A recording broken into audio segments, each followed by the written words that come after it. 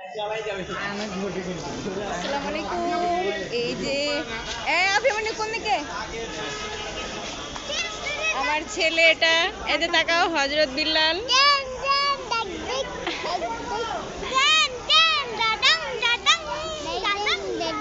এদের জন্যেই এই অনেক কষ্ট করে নাটোর থেকে রাজশাহী পর্যন্ত এসে বাসে নামে আবার ট্রেনের জন্য অপেক্ষায় আছি। বনলতার ট্রেন।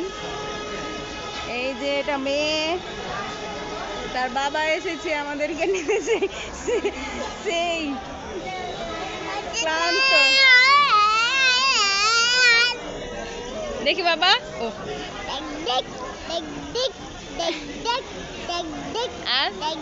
আর আর কেমন করে? হ্যাঁ, তারপর ওই যে ট্রেন, ওই যে ট্রেন, ওই যে ট্রেন না। এই যে আমাদের বনলতা ট্রেন চলে আসলো।